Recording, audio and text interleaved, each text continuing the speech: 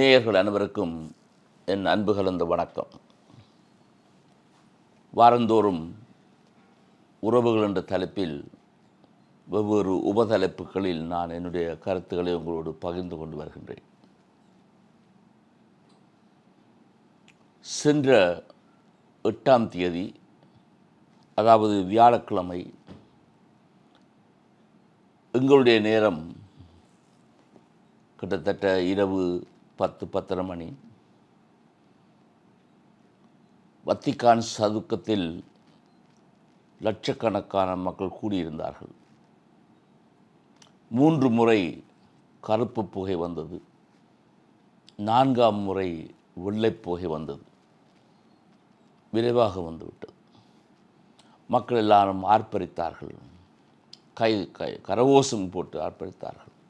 பல்வேறு நாடுகளில் இருந்து வந்த மக்கள், எந்தெந்த நாடுகள் எங்களுக்கு தெரியாது, பல்வேறு கொடிகளை பார்த்தோம், நாட்டு கொடிகளை பார்த்தோம். எல்லாரும் ஒரே திசையில் பார்த்து கொண்டிருந்தார்கள். வத்திக்கான் உள்ள புனித பேதுரு, பீட்டர்ஸ் பெசிலிக்கா, அவருடைய வலது பக்கமாக ஒரு பால்கனி உண்டு. அங்குதான் புதிய திருத்தந்தை பிரசன்னமாவார். எல்லோரும் அங்கேயே பார்த்து கொண்டிருந்தார்கள். வழமைக்கு மாறாக கொஞ்சம் காலம் தாழ்த்தியது, அது உண்மை. கிட்டத்தட்ட 1 மணித்தியாலம் வெள்ளைப்புகை வந்து கிட்டத்தட்ட 1 மணித்தியாலம் புதிய திருத்தந்தை வரவில்லை. இறுதியாக அவர் காட்சியளித்தார். ஒரே கரகோஷம், ஆர்ப்பரிப்பு, ஆரவாரம். வந்த புதிய திருத்தந்தை நீண்ட நேரம் மௌனமாக நின்றார். இது வழமைக்கு மாறான ஒன்று. மக்களுடைய ஆரவாரத்தையும் மக்களுடைய கரகோஷங்களையும் மகிழ்ச்சியையும் ஏற்றுக்கொள்வது போல அவர் இடையிடையே தன்னுடைய கரங்களை உயர்த்தி கரங்களை அசைத்து ஏற்றுக்கொண்டாலும் மௌனமாக நின்றார். அந்த நேரம் நான் உன்னிப்பாக அவரை பார்த்தேன். நான் திரையில் தான் பார்த்தேன், டெலிவிஷன். ஒரு சாந்தம், ஒரு அமைதி, ஒரு எளிமை, ஒரு சாதாரணமானவன் நிற்பது போன்ற ஒரு தோற்றம், அத்தனையும் அந்த ஆளுமையில் இருந்தது. இவர் எதிர்பாராத ஒரு திருத்தந்தை அல்ல. பல்வேறு கணக்கெடுக்கும்படி அல்லது பல்வேறு எதிர்பார்ப்புகளில் இவர் முதல் 5 ஒருவர். அவை முற்றிலும் எதிர்பாராத ஒன்று அல்ல. ஓரளவு எதிர்பார்த்தது தான்.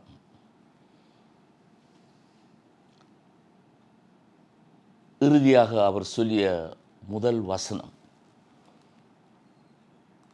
எல்லோருக்கும் அமைதி உண்டாகுக. இயேசு உயிர்த்த பின் தன்னுடைய சீடர்களை பார்த்து சொன்ன அதே வார்த்தைகள், உங்களுக்கு அமைதி உண்டாகுக. இதைத்தான் எங்களுடைய திரு வழிபாட்டில் ஆரம்பத்திலும் சரி இடையிடையும் சரி குருவானவர் சொல்லுவார், ஆண்டவருடைய சமாதானம் உங்களோடு இருப்பதாக. இருப்பதாக என்று சொல்லாமல் இருக்கு என்று சொல்வது நல்லது. ஏன்னா அது இருக்கு. அடுத்தபடியாக அவர் ஆற்றிய அந்த கன்னி உரையில் அவர் தெளிவாக சொன்னார். ஒருவேளை அந்த உரையை ஆயத்தப்படுத்தத்தான் அந்த நேரம் எடுத்தது என்று சிலர் சந்தேகிக்கிறார்கள். என்றால் இவர் போப் பிரான்சிஸ் போல் அப்படியே ஒரு ஸ்பான்டேனியஸாக எழுந்தமானியாக பேசுபவர் அல்ல என்பது இப்பொழுது தெரிகின்றது. அவர் கரன்லோ படித்தவர், கரன்லோவில் கலாநிதி பட்டம் பெற்றவர். அவர் நிதானமாகத்தான் பேசுவார் என்று தெரிகின்றது. சொல்ல வேண்டியதை சொல்லுவார், ஆனால் நிதானமாக எதை சொல்லுகிறேன் என்று உணர்ந்து சொல்லுவார். பாலங்கள் கட்ட வேண்டும், மதில்கள் அல்ல பாலங்கள், அனைத்து மக்களிடையே. அது போப் பிரான்சிஸினுடைய அடிக்கடி சொல்லும் வார்த்தைகள். ஆகவே இவர் போப் பிரான்சிஸினுடைய பாதையில் நடப்பார் என்பது ஓரளவு தெளிவாகிற்று. ஆயினும் போப் பிரான்சிஸ் போட்ட கோலம் போட மாட்டார் என்பதும் தெளிவாகிற்று. நான் நடந்து செல்லும் பாதையில் போப் பிரான்சிஸ் தெளிவாக வருவார். ஆனால் என் பாதை வித்தியாசம் என்பதையும் அவர் தெளிவாக்கிட்டார். இவர் எடுத்துக்கொண்ட பெயர் லியோ, 14ஆம் லியோ. இவர் ஏன் இந்த பெயர் எடுத்தார்? பிரான்சிஸ் 2வது என்று எடுத்திருக்கார், 2வது பிரான்சிஸ் என்று எடுத்திருக்கலாம், எடுக்கவில்லை.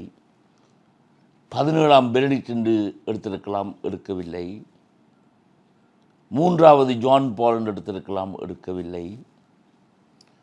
இந்த வத்திக்கான் சங்கத்தை ஆரம்பித்து பெரிய புரட்சி செய்த ஜான் தி 23rd, ஆகவே 24வது ஜான் என்று எடுத்திருக்கலாம், எடுக்கவில்லை.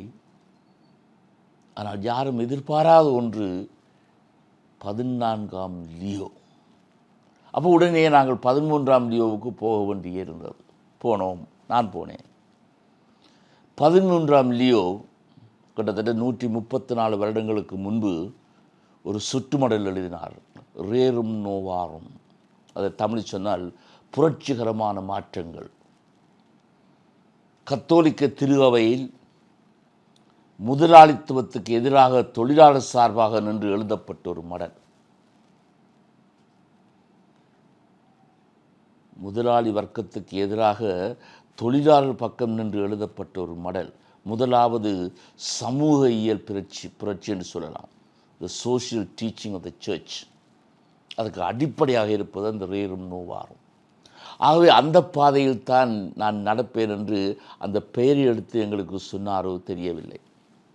ஆனால் இவருடைய பின்னணியை பார்க்கும்பொழுது அது புரிகின்றது. இவர் முதலாவது அமெரிக்கன் என்று எல்லோரும் சொல்லுகிறார்கள். பிறப்பால் வளர்ப்பால் அவர் அமெரிக்கன் தான். அதுவும் குறிப்பாக வட அமெரிக்காவின் ஒரு பெரிய நகரமான சிக்காகோவின் தென்புறமாக ஒரு கிராமத்தில் பிறந்தவர். அது ஒரு வறிய சூழல். ஆகஸ்தீனின் சபையை சேர்ந்தவர், ஒரு துறவற சபையை சேர்ந்தவர். போப் பிரான்சிஸும் ஒரு துறவற சபையை சேர்ந்தவர், சேசு சபை. இவரும் ஒரு துறவற சபையை சேர்ந்தவர், ஆகஸ்டீனியன். அந்த சபையில் சேர்ந்து அவரது முதலாவது கல்வி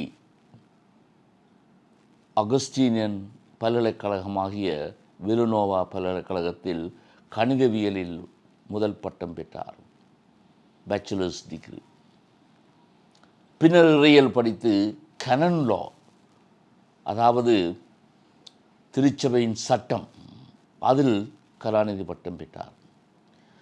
அப்போ இவர் சிக்காகோவில் பிறந்திருந்தாலும், வட அமெரிக்காவில் பிறந்திருந்தாலும், வட அமெரிக்காவில் வளர்ந்திருந்தாலும், இவர் தன்னுடைய குருத்துவ பணியை பெரும்பாலும் 20 ஆண்டுகளுக்கு மேலாக பணி செய்த இடம் தென் அமெரிக்காவின் பெரு என்ற நாட்டில், வறிய நாடு. இவர் அங்கு பணிபுரிந்த இடமும் ஒரு வறிய சூழல். ஆகவே ஏழை மக்களோடு பிறந்தவர், ஏழை மக்களோடு வளர்ந்தவர், ஏழை மக்களுக்கு பணிபுரிந்தவர். அகுஸ்தீன் சொன்ன ஒரு வசனத்தை அவர் எடுத்துச் சொன்னார், நான் உங்கள் ஆயர், ஆனால் உங்களுடன் நான் ஒரு கிறிஸ்தவன். அவருடைய முதலாவது மறைவுரை, அதாவது 8ஆம் தேதி அவர் நியமனம் பெற்றார், 9ஆம் தேதி அந்த மறைவுரை கருதினால்மாருக்கு தான் முக்கியமாக. ஏனென்றால் அந்த கருதினால்மாரோடு தான் அந்த முதல் திருப்பலியை அவர் நிறைவேற்றினார். அங்கு சொன்னார், தெளிவாக சொன்னார், ஆயர் என்று சொன்னால் அரசன் அல்ல, சிற்றரசன் அல்ல, not the prince of the church, ஆனால் மக்களுக்கு சேவை செய்பவன். இது போப் பிரான்சிஸ் அவருடைய கொள்கையின் எதிரொலி. போப் பிரான்சிஸ் அடிக்கடி சொன்ன வார்த்தைகள். அவரே சொன்னார், இது போப் பிரான்சிஸ் அடிக்கடி வார்த்தைகள்.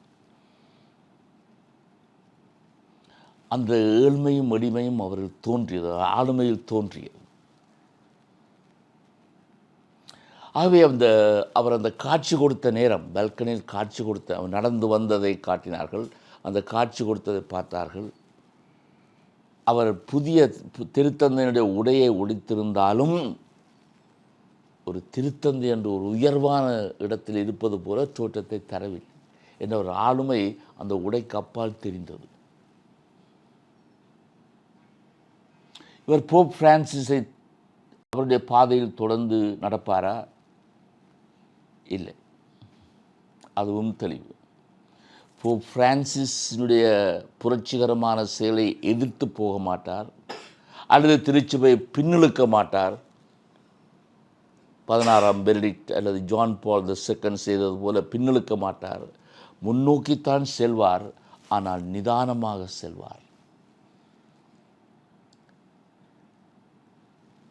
பாலங்கள் கட்டியெழுப்ப வேண்டும், எல்லோரோடும் உரையாட வேண்டும், எல்லோரையும் உள்வாங்க வேண்டும். போப் பிரான்சிஸுக்கு பல எதிர்ப்புகள் இருந்தன. அது ஒரு முக்கியமான எதிர்ப்பு, இவர் தன்னிச்சையாக நடந்து கொள்கிறார், தானே முடிவு செய்கிறார், தன்னிச்சையாக நடந்து கொள்கிறார்.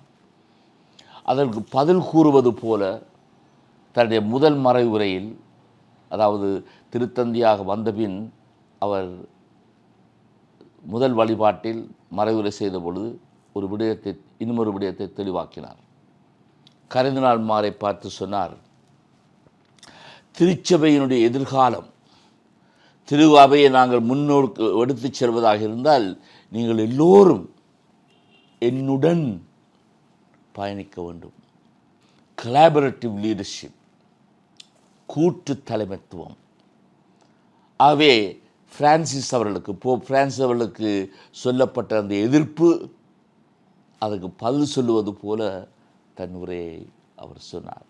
இது கூட்டு தலைமைத்துவம், நாங்கள் எல்லோரும் ஒன்றாக இணைந்து செயல்படுவோம்.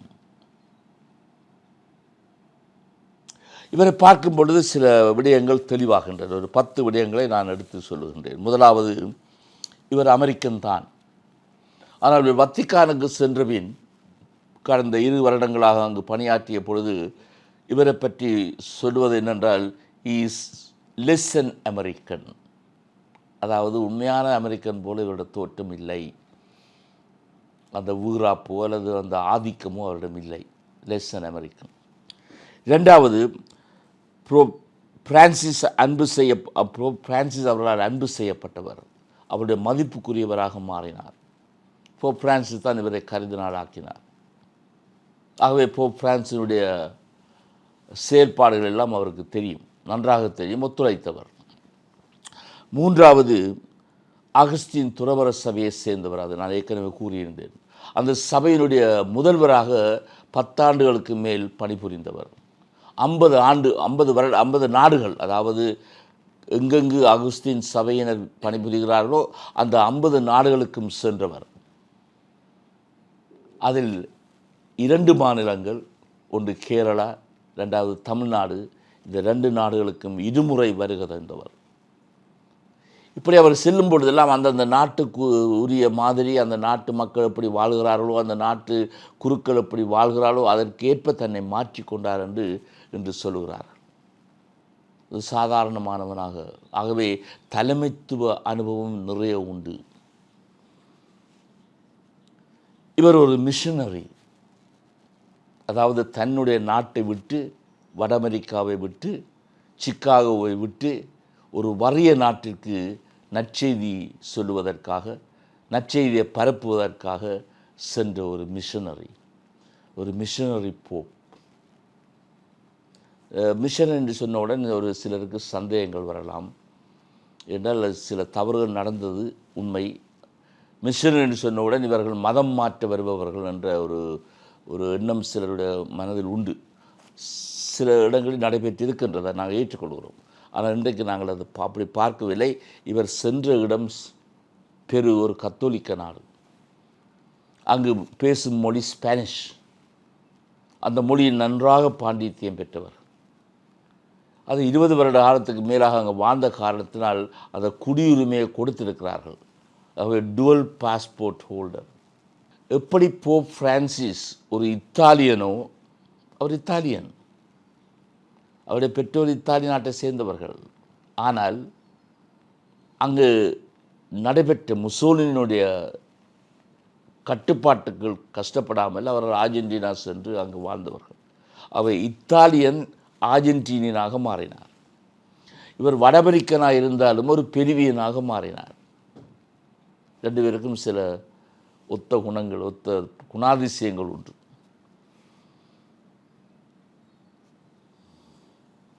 இறுதியாக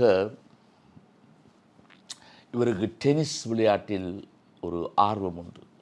டென்னிஸ் விளையாட வேண்டும் என்று இப்பவும் சொன்னார். ஆனால் அவருக்கு அந்த வாய்ப்புகள் கிடைக்குமோ தெரியாது. டென்னிஸ் விளையாட்டில் ஒரு ஆர்வம் உண்டு, ஒரு ஸ்போர்ட்ஸ்மேன். இவ்வளவையும் இந்த புதிய புத்தகத்தினை நாங்கள் பார்க்கின்றோம். அவை என்னை பொறுத்த மட்டில் நான் இதுவரை அவதானித்த விடயங்களை பார்க்கும் பொழுது திருச்சபைக்கு ஒரு நம்பிக்கை பிறக்கின்றது. அதாவது திரு அவையை பின்னெழுக்க மாட்டார், முற்போக்கு சிந்தனையுடன் முன்னுக்குத்தான் போவார், ஆனால் நிதானமாக போவார்.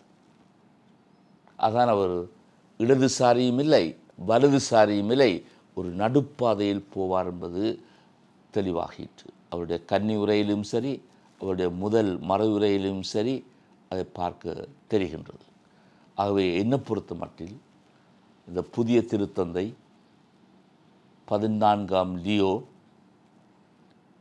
ஒரு மாற்று பாதையில், ஆனால் தனக்கென்றொரு பாதையில் நடந்து செல்லும் உறுதி அவரிடம் இருக்கின்றது. அவருடைய முகத்தை பார்க்கும்பொழுது மென்மையானவராக தோன்றுகின்றார். எளிமையும் மென்மையும் ஏழ்மையும் இருக்கின்றது. ஆனால் மென்மை இருந்தாலும் ஒரு கட்டுப்பாட்டுடன் ஒரு உறுதியுடன் நடப்பார் என்பதும் தெளிவாகிற்று. இந்த நசிந்து போகக்கூடியவர் அல்ல, எல்லாருக்கும் விட்டு கொடுப்பவர் என்று அல்ல, எல்லாரும் மென்மையில் நடந்து போகலாம் என்று அல்ல, தன்னுடைய பாதையில் நடப்பார். எல்லோரையும் அரவணைத்து செல்ல முயல்வார். ஒரு கூட்டு தலைமத்துவம் கொடுப்பார். இதனை கூறி அடுத்த நிகழ்வில் உங்களை சந்திக்கும் மட்டும் வணக்கம் கூறி விடைபெறுகின்றேன். வணக்கம்.